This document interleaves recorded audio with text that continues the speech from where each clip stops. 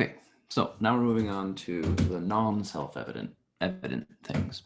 I'm going to be frank that at this point I've found Sosa's writing to be frustrating. If you ever find yourself forming sentences like this, you should pause in your writing, rethink your life, come back to writing later on.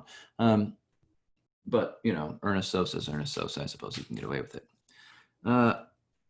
Okay, so let's think about where we're at. We want evidentness to be the thing that plays the role of justification in justified true belief, because justification won't do the job. We already saw that last module. We're going to replace it with evidentness, and Sosa divides things into self-evident and non-self-evident.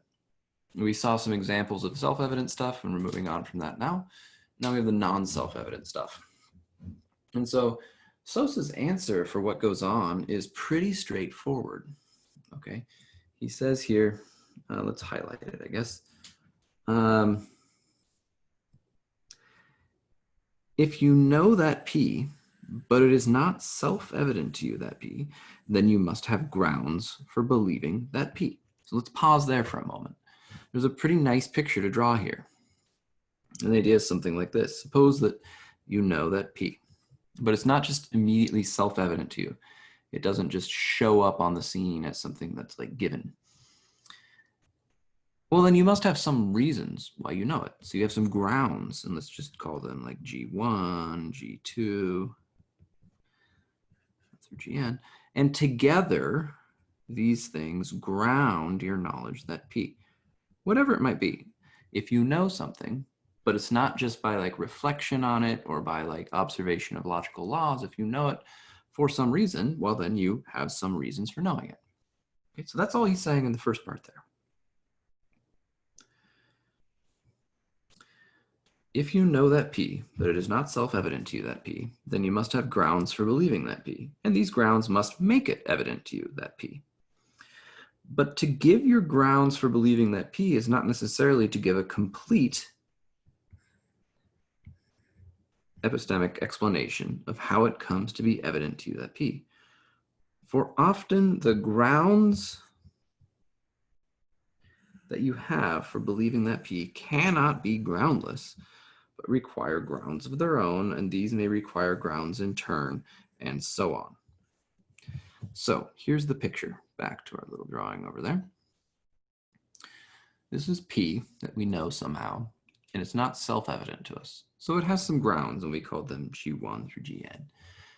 Now, if some of those are just wild-ass guesses, I just like pulled them out of thin air, well, that's not going to count as knowledge, right? And so we said that P was known.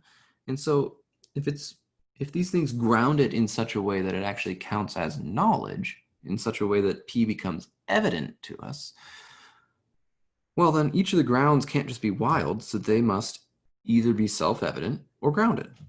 And so we could just imagine maybe some of them are self-evident. Let's purplify the self-evident ones. Whoa, that's way too big. I can do better than that. Let's shrink that down quite a bit. Okay. So we can say like, you know, maybe that one is grounded on, or it is self-evident, and maybe this one's self-evident, but G2 isn't.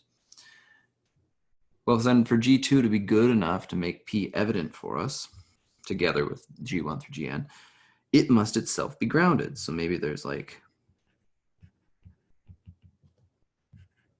some stuff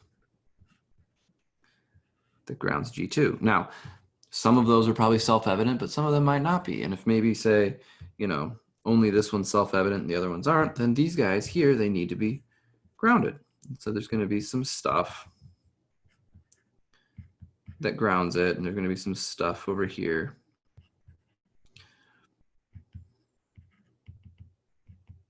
that grounds it, and so on. And at some point, we're going to finish. We're going to keep building all these extra grounds, and at some point, we're going to come to a layer down here where every single thing is self-evident. And we put the self-evident things together as grounds for non-self-evident things, for grounds for further non-self-evident things, and so on, until we eventually get up to where P is evident. Not self-evident, but evident. That's the basic picture that Sosa is giving us here.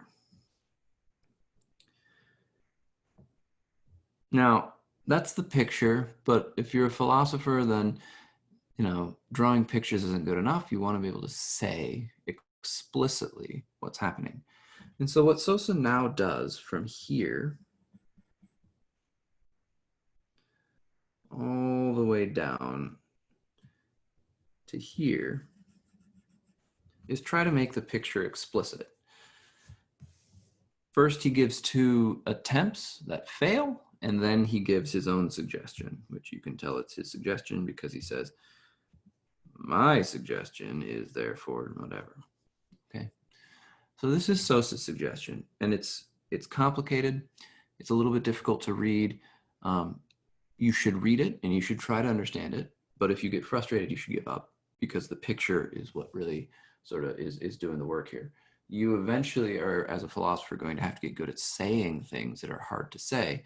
But the way to get good at that is to try to understand it when other people have done it, and try it yourself, but not to just get hung up on it if you don't understand it the first time around. Okay, so that's the basic idea of what Sosa is telling us for when things are evident but not self-evident. We'll continue through the rest of this section in the next video. Thanks.